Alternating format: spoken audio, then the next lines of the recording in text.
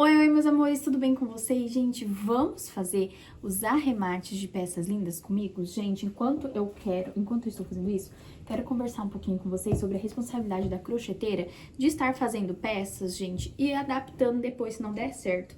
Aqui, gente, eu tenho 2 jogos de passadeiras maravilhosos, tá? Maravilhosos de verdade mesmo. E acontece que deu errado, gente, e eu tive que refazer.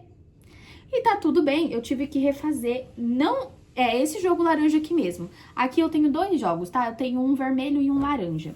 E eu tive que refazê-los. Por quê? Porque ficou emborcado a parte aqui, ó, da parte oval. Esse tapete, ele é em aspiral com a flor catavento. Então, assim, ele é bem trabalhado de verdade mesmo. E eu tive, né, que estar fazendo mais de uma vez ele, porque deu errado da primeira vez. E tem muitas, né, pessoas que falam, ai, se fosse você, eu deixava desse jeito. Nem dá pra reparar. A cliente nem vai ver. É só ela repuxar um pouquinho aqui e ali que vai dar tudo certo. Gente, não dá. O trabalho que a gente entrega tem sempre que estar, gente, perfeito. Bom, isso na minha cabeça, né? Eu tenho pra mim, gente, que se eu for entregar um trabalho que a cliente vai ter que colocar no chão e vai ainda, além de colocar no chão, ela vai ter que arrumar, vai ter que puxar, aí depois de lavar, vai ter que puxar de novo. Gente, não dá. O tapete é feito pra você jogar e ele ficar. Isso tá muito concreto na minha cabeça. E eu não consigo simplesmente fazer um jogo de cozinha, de banheiro, qualquer jogo e deixar da forma que estava, tá? Tanto que eu sou muito caprichosa na hora de fazer essas coisas. Tanto que eu fiz o primeiro tapete e eu falei assim, ficou emborcado. E agora? Vou ter que refazer. Só que aí, além de ser muito caprichosa, a crocheteira aqui que vos fala é muito teimosa. Então, eu falei assim, não, é coisa da minha cabeça, tá tudo bem. Não vai precisar eu fazer de novo, porque é só os meus pontos que eles estão um pouquinho mais fechados, olha só. Então, vou fazer um outro tapete, né, com os meus pontos um pouco mais abertos, vou relaxar um pouquinho mais a minha mão, porque eu tava realmente muito ansiosa pra fazer esse tapete, que é o tapete Mara, né? Vocês já viram aqui ele no canal. E o tapete Mara, ele é feito com peludinhos. E é a primeira vez que eu estou fazendo sem peludinhos. Então, eu tava um pouquinho nervosa, falar bem a verdade pra vocês. Eu estava um pouquinho nervosa. Porque o peludinho, ele é O peludinho que eu falo é o decore luxo. E o decore luxo, a espessura dele é um pouquinho mais alta do que normalmente os fios convencionais. E o que isso quer dizer? Quer dizer que ele tem uma espessura um pouco mais grossa, que não, ele é fio 6, mas eu acho que ele ali não chega num fio 8, ele é num 7, ele é um 7. Então, ele dá essa abertura no tapete. E aí, gente, ficou emborcado. O outro tapete também. Aí eu falei assim, não, eu já sei o que é. Porque o que estava acontecendo? Ele estava ficando muito emborcado nas tulipas. Porque esse daqui, gente, é um tapete de luxo, tá? Vamos falar a verdade. Esse tapete aqui é um tapete de luxo. Ele tem flor catavento, ele tem tulipas, ele é um modelo hexagonal. Ele é um modelo oval e o bico dele é o bico coroa. Gente, não é querendo falar nada, mas eu amo o bico coroa, tá? Ele é um bico muito elegante, eu acho ele maravilhoso, tanto que quando eu for ter a minha casa, né, minha casa própria, eu quero fazer tapetes pra mim, né, jogo de cozinha, jogo de banheiro, e eu acho que todos eles praticamente vão ter esse bico coroa. E eu fiquei pensando, gente, meu Deus, será que é o bico que eu tô fazendo errado? E não, gente, não era o bico. Pra quem não sabe qual é o bico coroa, eu tenho tapetes aqui com bico coroa. Inclusive, eu soltei aqui recentemente o modelinho Heloísa, e ele é feito com bico coroa, eu ensino vocês a fazer. Então, quem quiser ir lá, tem lá já, lá não, tem aqui no canal o bico coroa pra vocês estarem, desculpa, reproduzindo. E assim, gente, eu falei assim, vou ter que refazer. E muitas pessoas falaram assim, você vai desmanchar? Como assim você vai desmanchar o que você já fez pra fazer de novo? Tá ótimo desse jeito, a cliente não vai reparar. Gente, a cliente pode até não reparar, mas eu reparei. A cliente pode não se importar, mas eu me importo. A cliente pode falar assim, ah, tudo bem, deixa desse jeito, eu repuxo um pouquinho, vai ficar bonitinho depois. Gente, não, eu não consigo. Então eu fui lá, desmanchei os dois, gente, os dois tapetes que eu já havia feito, desmanchei os dois tapetes e fiz tudo de novo. E, gente, demorou um pouquinho mais pra estar fazendo? Demorou, gente. Isso que eu sou muito transparente com as minhas clientes. Mandei mensagem pra cliente, falei, olha, vou, né, demorar um pouquinho a mais por conta disso. E ela falou assim, Jennifer, tudo bem. E as clientes até gostam que você seja bem transparente, porque assim elas entendem, ah, tá demorando por conta disso. E é um capricho que a gente tem a mais com a nossa cliente, um carinho a mais, que assim elas entendem o que tá acontecendo. Claro, elas não vão entender, não é a ciência da coisa que dá pra falar, a ciência da coisa, mas isso é uma coisa de crocheteira, que a crocheteira percebe, que ela sabe como vai ficar depois, que sabe o jeito que o trabalho dela é, como os pontos dela é, e aí vai uma importância gigantesca no nosso trabalho, que é qual? Entender como é o nosso ponto. E como nós, crocheteiras, conseguimos entender como que é o nosso ponto, gente? É na prática. Eu falo, gente, crochê não é um dom, crochê é prática. Você vai praticando, você vai aprendendo a cada vez ficar melhor, a cada vez conseguir fazer melhor. Tanto nessas bases, gente, né? Essas bases eu era um terror, eu não conseguia fazer elas reta. Com flor catavento, com flor rasteira, não ia. E eu fui praticando, eu fui fazendo todos os dias uma basezinha e fui indo. Crochê é prática. E hoje em dia eu faço muito bem.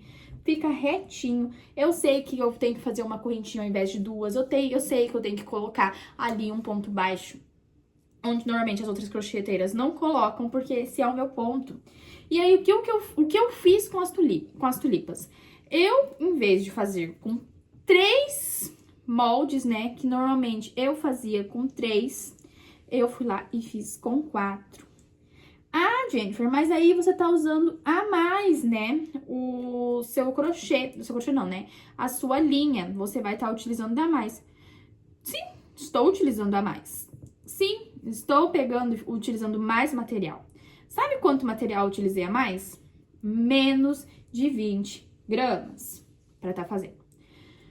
E tá tudo bem, gente, tá tudo bem, acontece.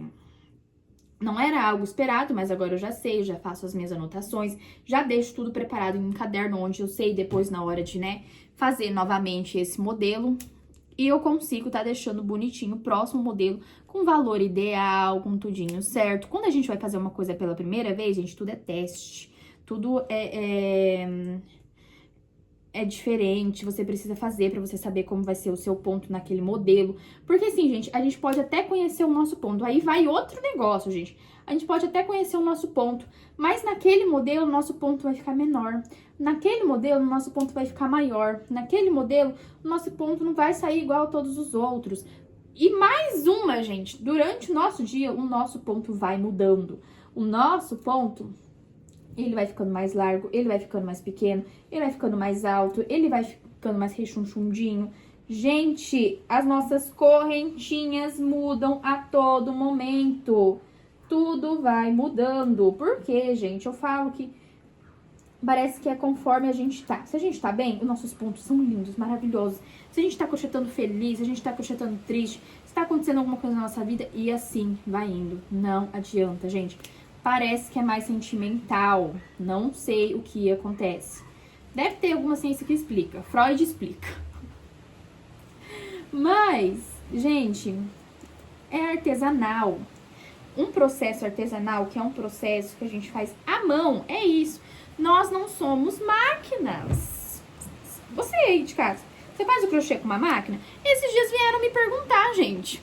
Ai, que máquina você utiliza? Eu tenho duas máquinas, você acredita? Eu faço muito rápido. Eu tenho a esquerda e a direita.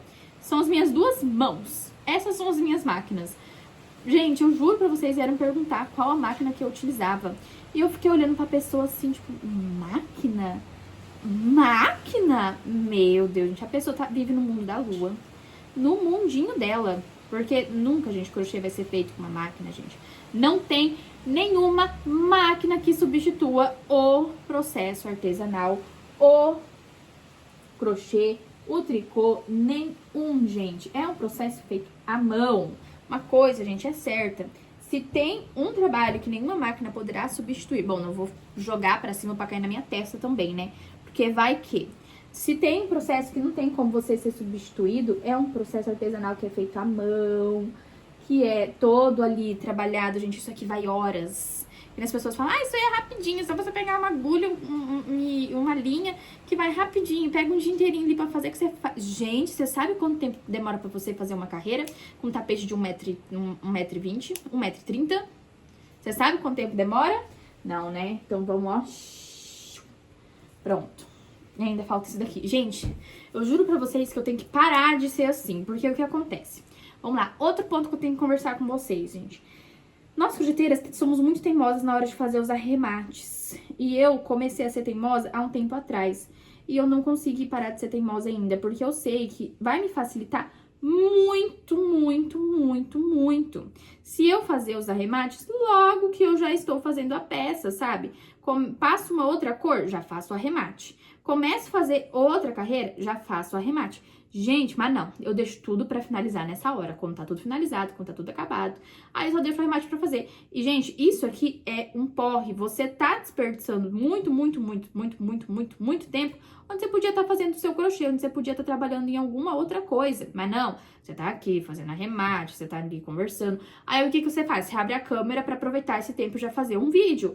Porque senão, gente, não dá. Você podia estar fazendo qualquer outra coisa. Não, você tá aqui arrematando. Eu fico nervosa com essas coisas, mas só vou pensar nisso em que momento? Quando eu tô aqui fazendo arremate. Quando eu já tô aqui arrematando. Quando eu tô fazendo isso aqui já há minutos. Oh, santo Deus! Mas tá tudo bem, gente. Vou pausar aqui um pouquinho e eu vou voltar depois. Talvez eu volte só quando tiver finalizado. Mas é porque, gente, eu preciso realmente terminar. Vou lá tirar o meu cachorrinho da onde ele tava, porque ele tava lá na frente de casa. E ele pega e vai levando a caminha dele junto, ó, um finalizado. Ele vai levando a caminha dele junto. Então, a caminha dele vai molhar inteiro, porque aqui no Paraná tá chovendo, chovendo, chovendo, chovendo. Mas enquanto isso eu vou fazendo aqui, depois eu faço um videozinho assim, só com a velocidade no máximo, pra vocês não terem que ver eu só arrematando, arrematando, arrematando. Aí eu vou fazendo aqui bonitinho. Um beijo pra vocês, espero que vocês gostem desse vídeo, dessas dicas maravilhosas. Eu vou colocar no título. Dicas mais arremates. Isso, perfeito.